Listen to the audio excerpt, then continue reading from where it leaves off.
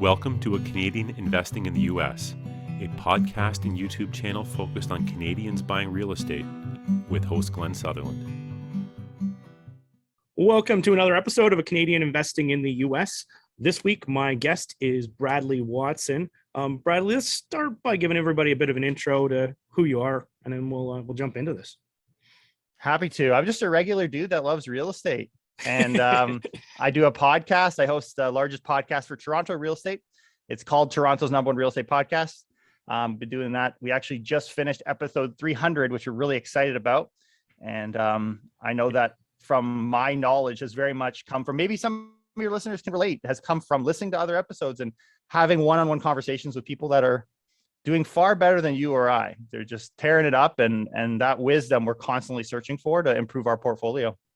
No, it's the smartest thing. There's no sense in inventing this wheel. And anyone who tells you that they invented this all themselves is insane, right?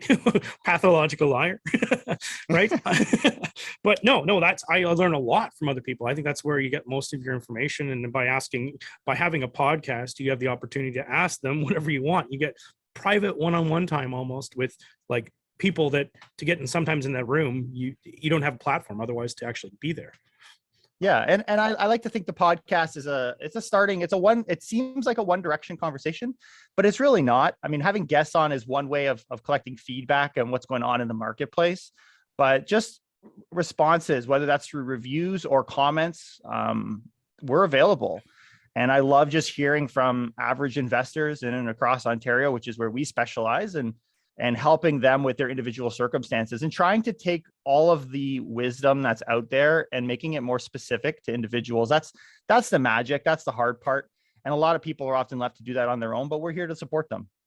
All right. So 300 episodes. I'm sure you've learned a couple things across that. Maybe we'll start real general and then I'll just deep dive from there. But 300 episodes. What are some of the things you've learned? Some of the things, maybe not that you learned, or even things that you thought were really interesting from certain guests, and then we'll sort of steer from there. Yeah, a big part of my value to my audience is very much studying and understanding what's going on in the marketplace. That was the context. I've been doing YouTube since 2014, I think, if I had to guess. So okay. We've been content creating for a very long time. The podcast we began a month prior to lockdowns. So the timing was magical where we decided, you know what, let's pivot to doing daily podcasts, daily episodes. And that was very much my voice. Yeah. Apparently people like listening to me as I'm spewing out nonsense and just trying to figure out what's going on in the market around us. But I realized very quickly, one, as far as content and what's available, the news cycle started to spread out a little bit after COVID kind of became the norm.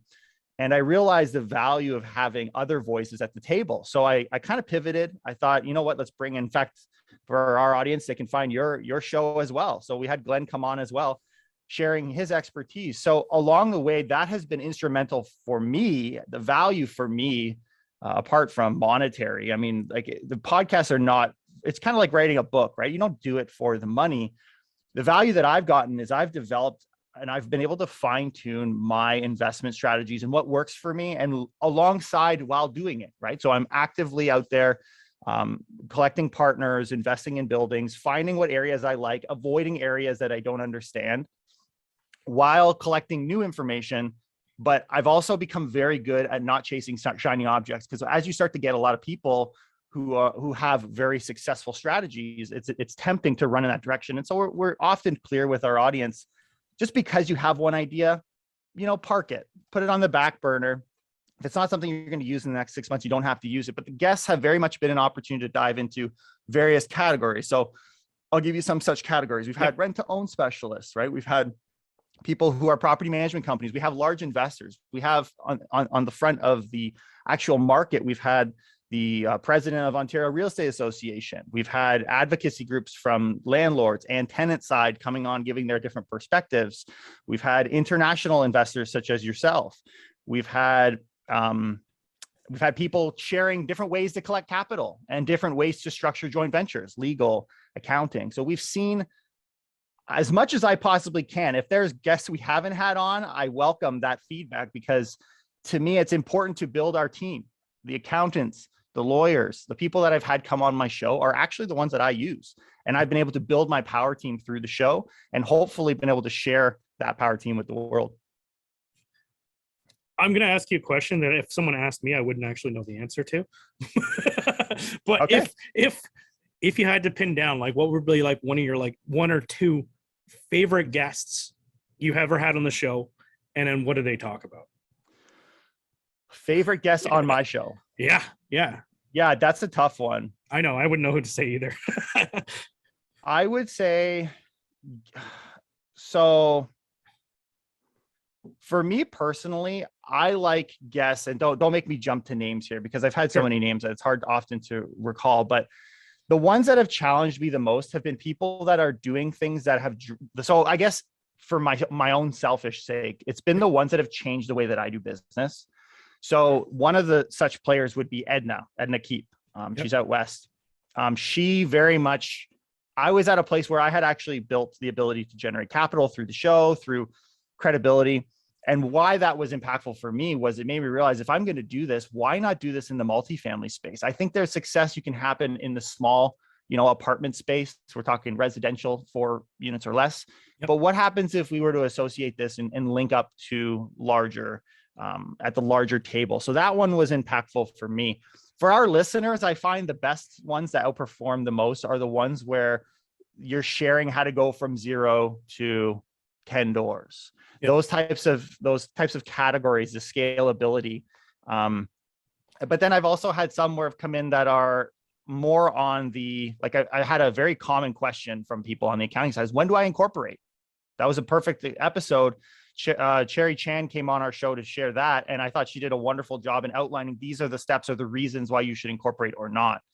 So the ones that I have liked, and not to say those ones I've liked or put above anyone else, the ones that I have really appreciated are the ones that have addressed questions from my audience or steered me in my investment path to the direction that I am today. Hopefully that helps. That helps. So, okay. So you just mentioned some things, right, for scaling, just to help shortcut this process from everybody.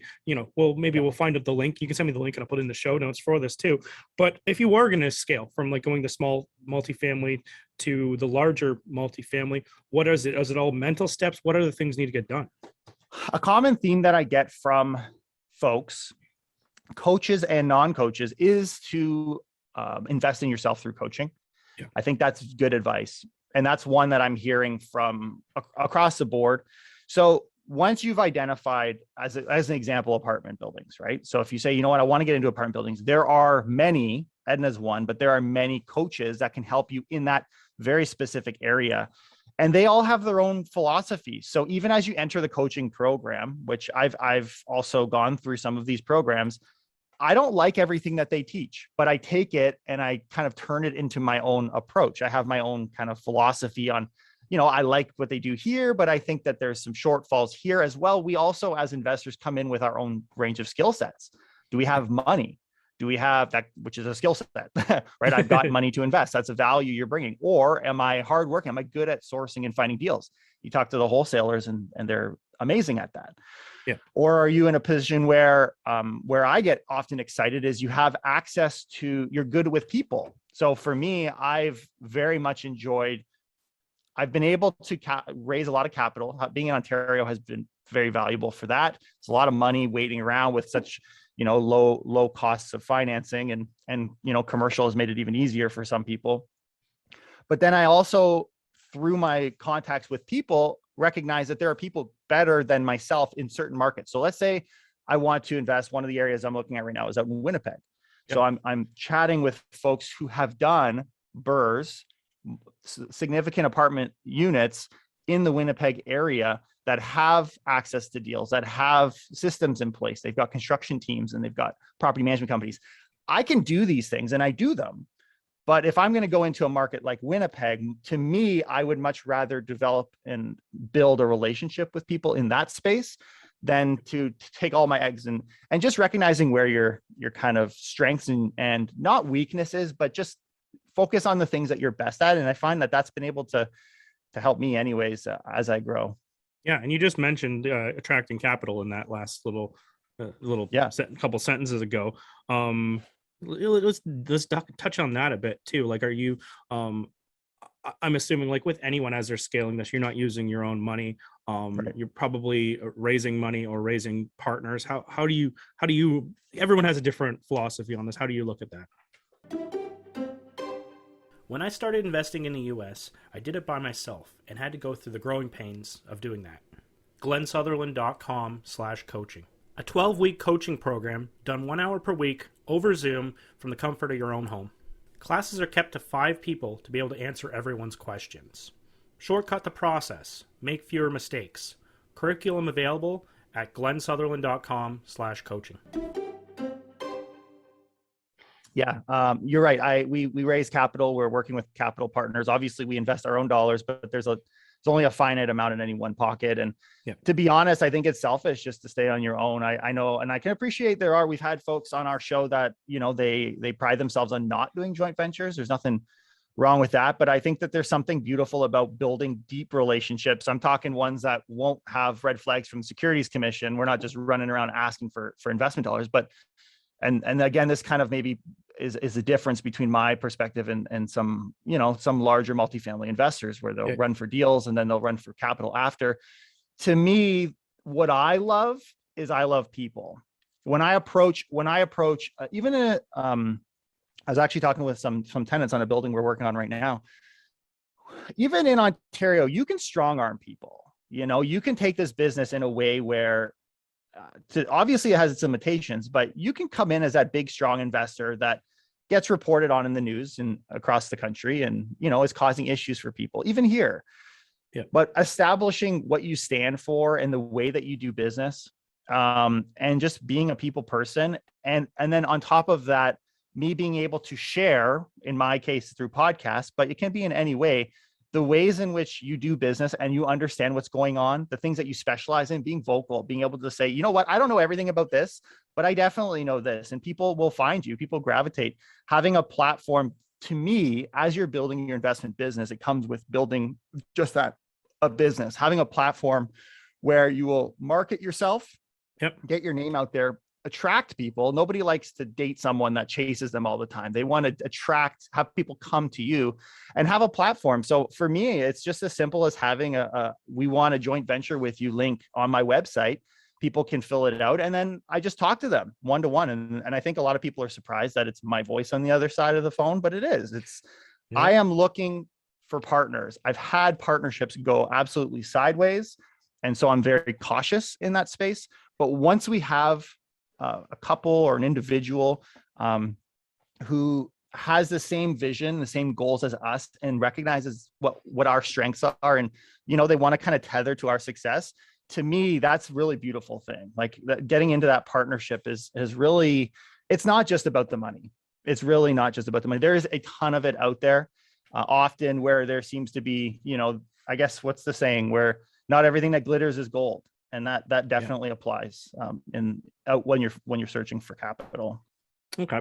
And so if you're doing that, you're saying I've heard the term JV a few times throughout that. You're talking equity partners, and you're not looking for raising debt.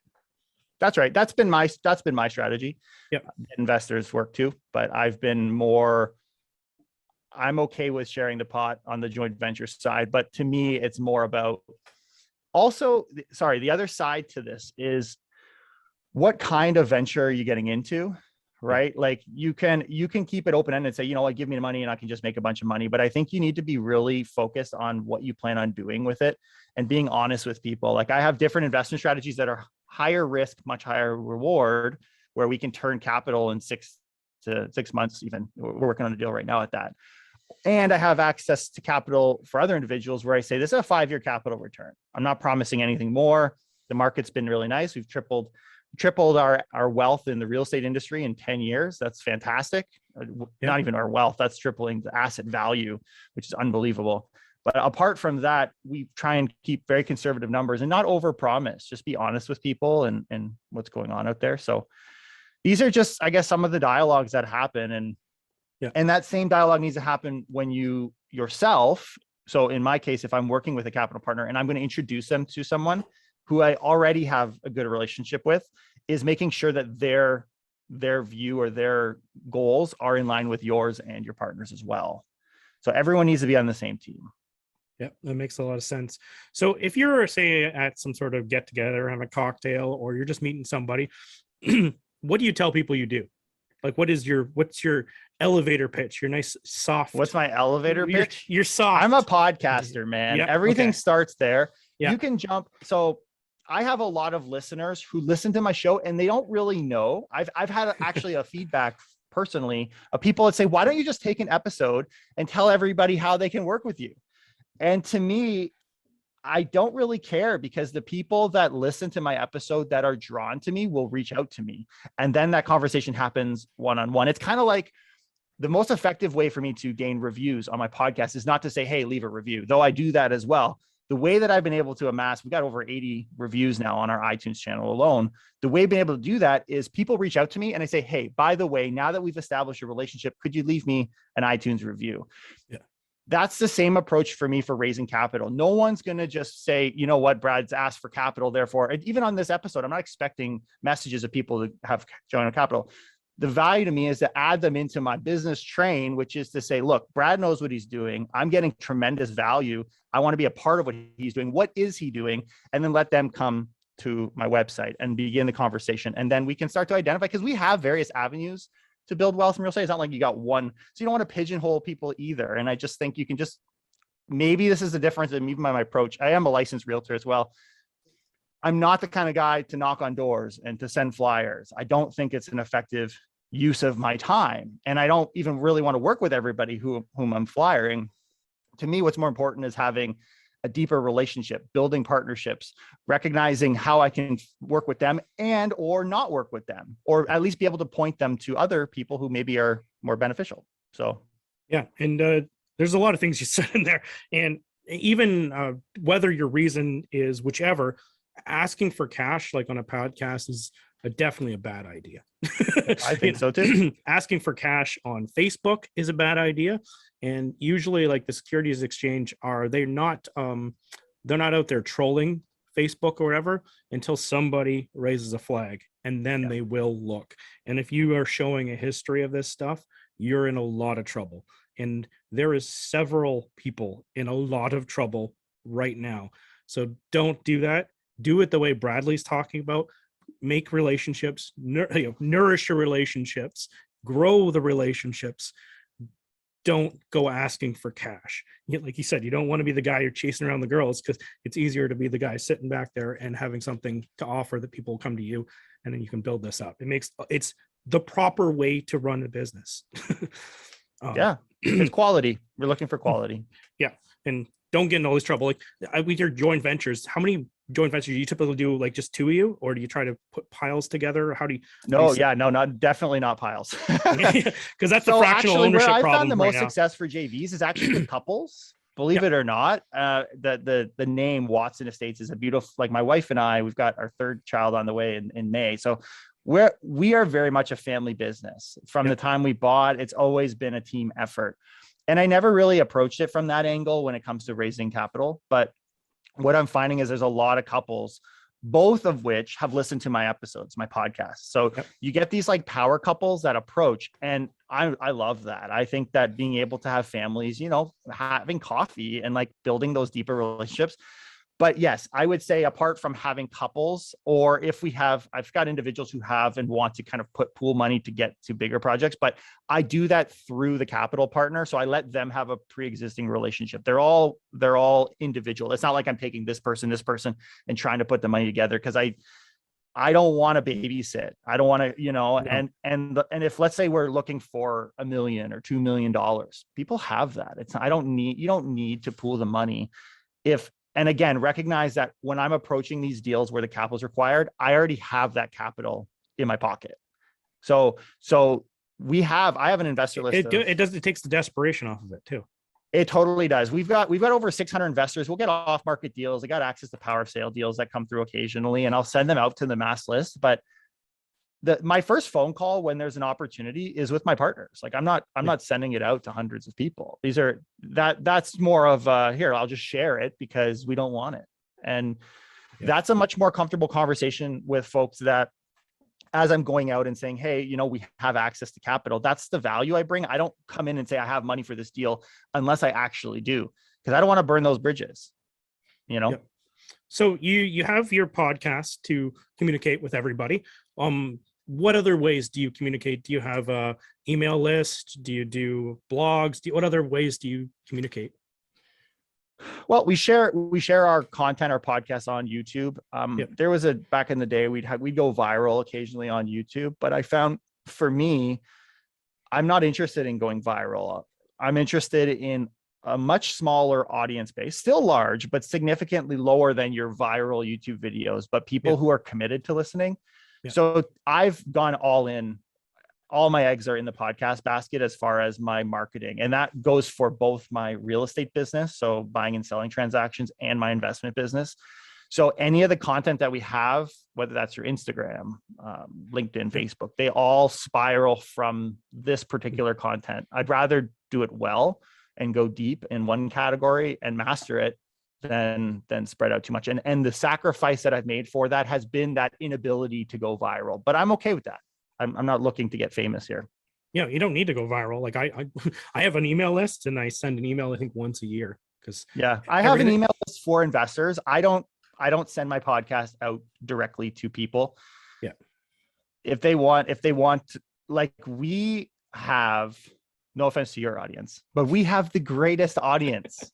We do. We really do. People, they're savvy. They understand the market. I love before every episode airs, when we and you'll remember, Glenn, when I talk to guests, I tell people about who our audience is. They're savvy investors. I give some of the demographics, but because they listen to our show, I know they know what they're talking about. They'll binge the content. They'll learn. They're well educated, and many of them have properties and investments, and it's very niche, right? Like our audience is specific generally to Ontario. There's value that can happen across Canada for sure. But because we're so focused, I'm not looking for mass numbers. We're looking for, committed and passionate individuals that listen to our show. One thing that I would add that's changed, I think, the podcast game in Toronto, and why I'm not concerned of competition, this is the reason, is the way that we do podcasts. And I know it's maybe not coming out in humor here, but it's very much, when I have my episodes, it's infotainment. So there is a lot of dad jokes, very sloppy, but I commit time to including that, because I want people to smile and enjoy themselves while they're listening and learning. And to be honest, if someone were to walk into the Toronto market and try to do that, that would go really bad because people would say, you're just copying. And I think that has been what has changed the game, from just giving info to people feeling like this is a normal dude that likes to have fun. Everyone else is freaking. You got wars, you got pandemics, you've got the concern of a crash, which has been around for a while, but there's this guy here and he's just having fun. And that has been why I think during the pandemic, our show took off, because it's very lighthearted and there's no commitment. It's like, this is what we think. What do you think? Yeah. So you mentioned the podcast a little bit. Let's give people some ways to find you. Like, where do they find this podcast? What's it called? How do they find you? And let's go through your details. Yeah, sure. Our podcast is called Toronto's #1 real estate podcast. If you just look up on iTunes, Toronto Real Estate, you'll see us there. Spotify as well. Yeah. If you want to look us up on YouTube, maybe you're a YouTube podcast listener, just look up Watson Estates. It's in this case, it'd be right over my shoulder. You guys probably are seeing it. They're probably not seeing it. It's like literally like 20-1. Hardly anyone watches this thing. They all listen. I know. Yeah, no, I understand. I get it. But that's another way. WatsonEstates.ca. You can find Watson Estates, or look up my name. You'll see my face all over the internet. Yeah. Awesome. Bradley, totally appreciate you coming on the show. I think there's lots of good tips on raising money and working with people. I think that's it. And but people forget this is a people business, and you're working with so many people, which is some of the hard parts, because people are finicky, especially when you're talking about contractors and everything else. But building these solid relationships is the key. It's the key to why things still work, right? And I appreciate you sharing all that. Absolutely. And Glenn, let me say one more thing to your listeners. Yeah. I think I don't want so a lot of people, like, there's a lot of collabs that happen in podcasts, but I think, just to be clear with our audience, obviously many of your investors are investing in the US. That's the target. I don't want our podcast to steer anyone in a direction apart from what they're already doing. I think my hope for this episode, and maybe to connect to our podcast, is to kind of add on to it, to get different insights and different perspectives. Because of the large investors that I've talked with, none of them have maintained a single strategy over the years. They've kind of they've created their own, and they shift, right? They're very, very mobile. So I hope that coming on the show isn't, even though it's like, hey, he's a Toronto podcaster, this is the reason why I think it's still very valuable to have different voices at the table. But absolutely, I'm going to mirror what you said, Glenn. Really appreciate you taking the time. And, I really love what you're doing. Keep putting out great content for your listeners. Thank you, Brad. And thank you for coming on the show. Do appreciate it.